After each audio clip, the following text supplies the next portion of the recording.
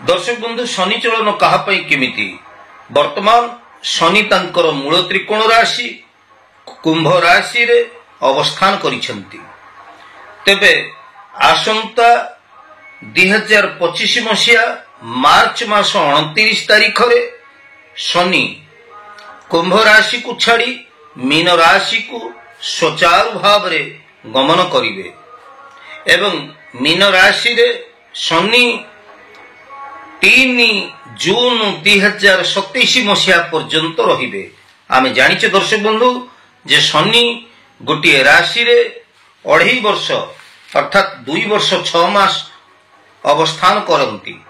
तेबे ओडिशा कोहिनूर प्रेस पंजिका रो विवरणी अनुसार 3 अप्रैल 2025 रे चैत्र शुक्ल षष्ठी गुरुवार ए दिन 9:35 समय शनिश्चर महाग्रह पूर्वाभाद्र नक्षत्र मीन राशि को 25/12 पूर्वाभाद्र नक्षत्र मीन राशि को सचार गमन करिए बोली उल्लेख रही।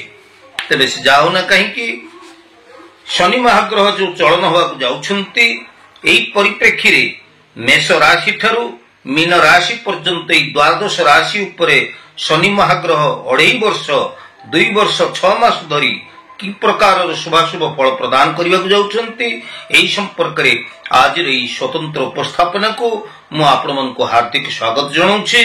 ज्योतिर्विद सुधीर दर्शक बंधु आमे जानिचे जे शनि सप्ताह शनि 7.5 ये सब ना तो आपण जानिचंती सुनिथिबे।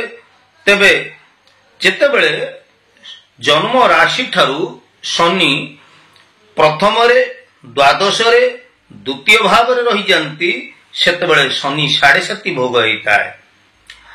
जेतेबेले शनि निज राशि ठारू सप्तम रे अष्टम रे एवं नवम रे अवस्थान करती सेतेबेले शनि सप्ताह होता है। तेबे शनि निज राशि ठारू जदि तृतीय रे षष्ठ रे दशम रे एकादश रे अवस्थान करती ताले यह शुभ फल प्रदान करिथांती। द्वितीय चतुर्थ पंचम सप्तम अष्टम नवम एवं द्वादश भाव रे शनि निश्चित भाव रे अशुभ फल प्रदान करिथांती। तेणु एई परिप्रेक्षी रे आसंतु आमे जानिबा मेष राशि व्यक्ति विशेषकर पाई शनि कि प्रकार शुभाशुभ फल प्रदान करने को जाउछंती। जदि मेष राशि कथा को विचार को नबा ताले मेष राशि रे जेतेबेले शनि आसी जिबे मीन राशि को सेतेबेले मेष राशि पई द्वादश शनि ही जिबे। द्वादश रे जेतेबेले शनि गोचर रे भ्रमण करिवे 2.5 वर्ष पई सेतेबेले 7.5 रो प्रभाव आरंभ होई जिवो विशेष करके मेष राशि व्यक्ति मान पाई। तेबे मेष राशि व्यक्ति विशेष शनि 7.5 रो प्रभाव जहा प्रथम चरण रे बा प्रथम पर्याय रे शनि करे 7.5 रो प्रभाव जहा आपन को जीवन को प्रभावित करिवो।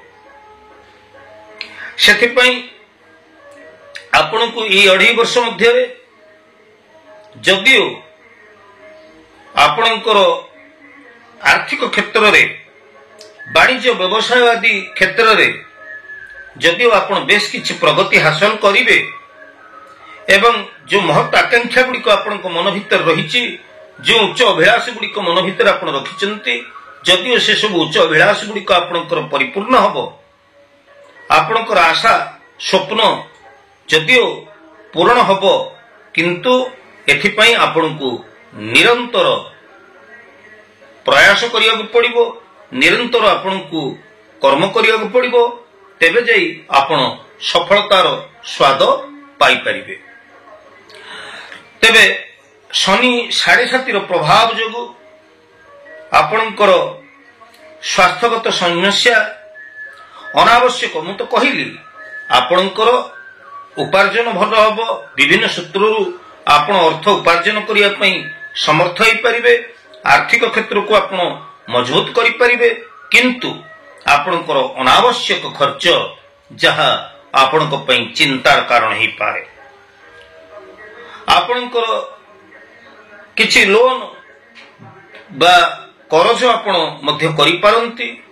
କୌଣସି ମୂଲ୍ୟବାନ ଦ୍ରବ୍ୟ ବା ସମ୍ପତ୍ତି ଆଦି କ୍ରୟ କରିବା ପାଇଁ, ଗୃହ ନିର୍ମାଣ ପାଇଁ ବା କୌଣସିଥିରେ ପୁଞ୍ଜି ନିବେଶ କରିବା ପାଇଁ ଆପଣ ଋଣଗ୍ରସ୍ତ ହୋଇପାରନ୍ତି ଏବଂ ଏହି ଋଣକୁ ପରିଶୋଧ କରିବା ଆପଣଙ୍କ ପାଇଁ ବହୁତ ସମସ୍ୟା ଆଣିଦେବ।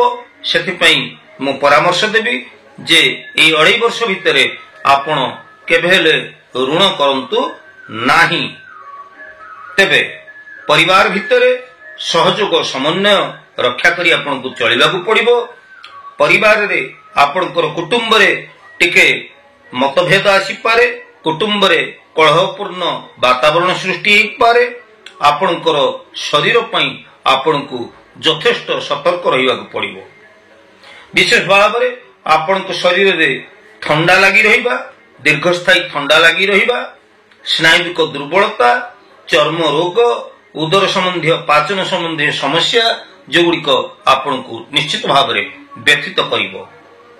ତେବେ ଆପଣ ଯଦି ଚାକିରି ବୃତ୍ତି କରିଛନ୍ତି, ଯଦିଓ ଚାକିରି କ୍ଷେତ୍ରରେ ଆପଣ ସୁନାମ ଅର୍ଜନ କରିବେ, ଚାକିରି କ୍ଷେତ୍ରରେ ଆପଣଙ୍କର ପଦୋନ୍ନତି ହେବ, କିନ୍ତୁ ଗୋଟେ ସମସ୍ୟା ଆପଣଙ୍କ ପାଇଁ ଆସିପାରେ, ଯାହା ହେଉଛି ସ୍ଥାନଚ୍ୟୁତି।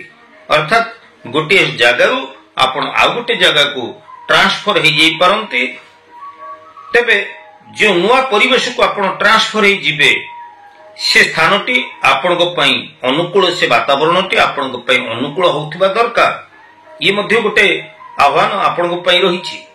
ତେଣୁ ଏହି 2.5 ବର୍ଷ ଭିତରେ ବ୍ୟବସାୟ ବାଣିଜ୍ୟ କ୍ଷେତ୍ରରେ, ଆର୍ଥିକ କ୍ଷେତ୍ରରେ ନିଜର ମହତ ଅଭିଳାଷ ଚରିତାର୍ଥ କରିବା ଉଦ୍ଦେଶ୍ୟ, ଏସବୁ କ୍ଷେତ୍ରରେ ଯଦିଓ ଆପଣ ଶୁଭଫଳ ପ୍ରାପ୍ତ ହେବେ, କିନ୍ତୁ ଆପଣଙ୍କର ପାରିବାରିକ କ୍ଷେତ୍ରରେ ବୁଝାମଣାର ଅଭାବ ହେତୁକ ଅଶାନ୍ତି, ଦୁଃଖ ଏବଂ ଆକସ୍ମିକ ଅର୍ଥବ୍ୟୟ, ଶରୀର କଷ୍ଟ ଏବଂ ଆପଣଙ୍କୁ ନିଜର କର୍ମ ପାଇଁ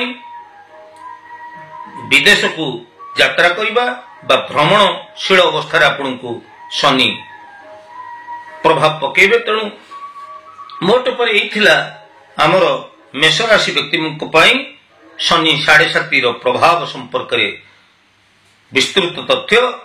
ତେବେ ଦର୍ଶକ ବନ୍ଧୁ, ଶନି ଗ୍ରହ ଜଗତର ଗୋଟିଏ କ୍ରୂର ଗ୍ରହ ଏବଂ ନ୍ୟାୟଶୀଳ ବା ନ୍ୟାୟ ପ୍ରଦାନକାରୀ ଗ୍ରହ। ତେଣୁ ଯଦି ଆପଣ ନିଜର କର୍ମ, ନିଜର ଆଚରଣକୁ ଠିକ ରଖନ୍ତି, ସଦାଚାର ପାଳନ କରନ୍ତି, ତାହେଲେ ଶନି ଆପଣଙ୍କର ଯେତେ ଖରାପ ଥିଲେ ମଧ୍ୟ ଆପଣଙ୍କର ଶନି କିଛି ଅଶୁଭ ଫଳ ପ୍ରଦାନ କରିବେ ନାହିଁ। ତେଣୁ ଶନିଙ୍କର ନାଁ ଶୁଣିଲେ ଲୋକମାନେ ଡରିଯାଆନ୍ତି, ଭୟଭୀତ ହେଇଯାଆନ୍ତି। ଭୟଭୀତ ହେବାର କୌଣସି କାରଣ ନାହିଁ। ଶନି ଯଦିଓ ଆପଣଙ୍କ ପାଇଁ 7.5ର ପ୍ରଭାବ ଆଣିଦେବାକୁ ଯାଉଛନ୍ତି, ତେବେ ଏହି 7.5ର ପ୍ରଭାବ ଭିତରେ ଆପଣଙ୍କର ଅନେକ କିଛି ଅଶୁଭ ଫଳ ସମ୍ପର୍କରେ ଯେମିତି କହିଲି, ଅଶୁଭ ଫଳ ଆପଣ ପ୍ରାପ୍ତ ହେଉଥିଲେ ମଧ୍ୟ ଅନେକଟା ଶୁଭ ଫଳ ମଧ୍ୟ ଆପଣ ପ୍ରାପ୍ତ ହେବାକୁ ଯାଉଛନ୍ତି। ତେଣୁ ଆପଣ ଏହି ଶନିକୁ ଅନୁକୂଳ ଅବସ୍ଥାରେ ରଖିବା ପାଇଁ ବା ଶନିଙ୍କ ଠାରୁ ଶୁଭ ଫଳ ପ୍ରାପ୍ତ ହେବା ପାଇଁ ସର୍ବପ୍ରଥମେ ସଦାଚାର ପାଳନ କରନ୍ତୁ ଏବଂ ଆପଣ ସତ୍ ପଥରେ ନିଜର କର୍ତ୍ତବ୍ୟ କରିଚାଲନ୍ତୁ। ଶନିକୁ ଅନୁକୂଳ ଅବସ୍ଥାକୁ ଆଣିବା ପାଇଁ ଆପଣ ହନୁମାନଙ୍କର ଶରଣାପନ୍ନ ହୁଅନ୍ତୁ। ପ୍ରତ୍ୟେକ ଶନିବାରରେ ଆପଣ ହନୁମାନଙ୍କୁ ଦର୍ଶନ କରନ୍ତୁ। ଶନିବାରରେ ଆପଣ ଶନିଶ୍ଚର ମହାଗ୍ରହଙ୍କୁ ମଧ୍ୟ ଦର୍ଶନ କରନ୍ତୁ। ହନୁମାନ ମନ୍ଦିରରେ ଆପଣ ଶନିବାର ଦିନ ରାଶି ତଲର ଦୀପଟିଏ ପ୍ରଜ୍ୱଳିତ କରନ୍ତୁ ଏବଂ ହନୁମାନ ଚାଳିଶା ପଢ଼ନ୍ତୁ ବା ହନୁମାନଙ୍କ ଶରଣାପନ୍ନ ହୁଅନ୍ତୁ। ନିଶ୍ଚିତ ଭାବରେ ଶନି 7.5ର ପ୍ରଭାବରୁ ଆପଣ ରକ୍ଷା ପାଇପାରିବେ ଏବଂ ଆପଣଙ୍କର ଏହି 2.5 ବର୍ଷଟି ନିଶ୍ଚିତ ଭାବରେ ଶୁଭଙ୍କର ହେବ ଏବଂ ଆପଣ ପ୍ରତ୍ୟେକ କ୍ଷେତ୍ରରେ ସଫଳତା ହାସଲ କରିପାରିବେ। ଏହି ଥିଲା ମେଷ ରାଶି ବ୍ୟକ୍ତିମାନଙ୍କ ପାଇଁ ଶନି 7.5ର ପ୍ରଭାବ ସମ୍ପର୍କରେ ବିସ୍ତୃତ ଆଲୋଚନା। ଆଜିର ଏହି ପ୍ରସଙ୍ଗଟି ଆପଣଙ୍କୁ କେମିତି ଲାଗିଲା, ଆଜିର ଏହି ଆଲୋଚନାଟି ଆପଣଙ୍କୁ କେମିତି ଲାଗିଲା, ନିଶ୍ଚିତ ଭାବରେ ଆପଣଙ୍କର ସୁଚିନ୍ତିତ ମତାମତ ଅପେକ୍ଷାରେ ମୁଁ ରହୁଛି। ତେବେ ଯଦି ମୋର ଭିଡ଼ିଓ ଆପଣମାନଙ୍କ ପାଇଁ ଭଲ ଲାଗୁଛି ତାହେଲେ मोर वीडियो को आपण माने सब्सक्राइब करेंगे, लाइक करेंगे और बहुल परिमाण में शेयर करेंगे। आज तो समय ही दर्शक बंधु, पुणी आम परवर्ती अध्याय देखा। से पर्यंत जय जगन्नाथ।